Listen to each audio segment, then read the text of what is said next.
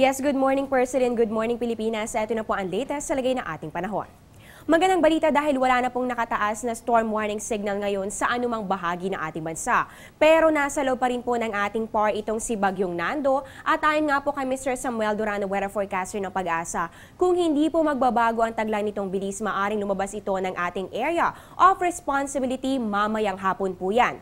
As of 4 AM kanina namataan po ito sa layong 310 kilometers north-northeast ng Basco, Batanes. Lalo pa po itong lumakas ngayon at taglay po ang lakas ng hangin na abot ng 105 kilometers per hour at pagbugsong na abot naman ng 135 kilometers per hour. Ito po inaasahang kikilos, yan po ay panorte o pahilaga sa bilis po yan na 19 kilometers per hour. Samantala, isang panibagong low pressure area na naman po ang namataan ng Pag-asa. Ito po yan at kanina alas 4 po ng umaga namataan ito sa layong 1,300 kilometers east ng extreme northern Luzon. Ayon po kay Mr. Samuel Duran, ito po ay medyo malapit na po dito sa ating PAR kaya patuloy po nating tututukan ang magiging lagay po nito sa mga susunod na oras. Sa ngayon naman po ay maliit pa po ang chance na mabuo ito sa pag-iisang ganap na bagyo, pero hanggat nasa karagatan pa po yan at lumalapit nga dito sa ating bansa, hindi pa rin po inaalis ang posibilidad na maaari pa po itong lumakas sa pagiging bagyo.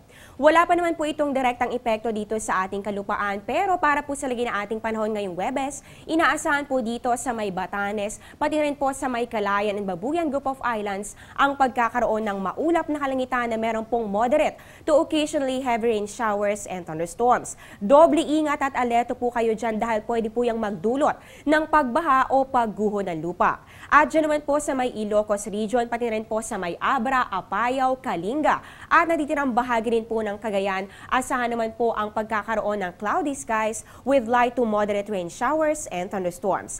Para naman dito sa atin sa Metro Manila at natitirang bahagi pa po ng ating bansa, asahan naman po natin ang improvement sa ating panahon dahil magkakaroon lamang po tayo ng bahagyang maulap na kalangitan na meron lang po mga pulo-pulo o isolated cases na mga pag-ulan o pagkidlat pagkulog.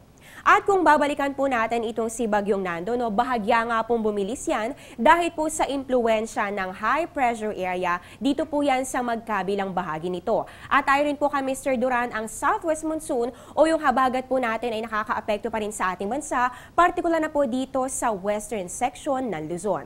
Pero hindi naman po gaanong malakas ang epekto nito, kaya paalala pa rin naman po natin, magdala po lagi ng payong saan man ang lakad mo ngayong araw.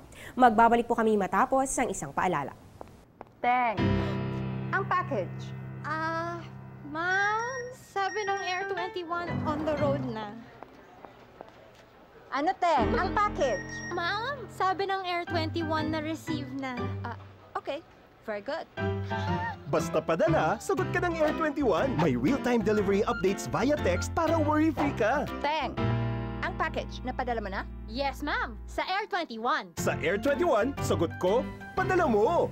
At yan ang latest mula dito sa Pag-asa. Abangan niyo po ang susunod na update kasama si Weatherman Harry Bayona mamaya po yan sa Good Morning Boss. Ako po ang inyong weather lover, Amor La Rosa. Magandang umaga po sa inyong lahat. Back to studio.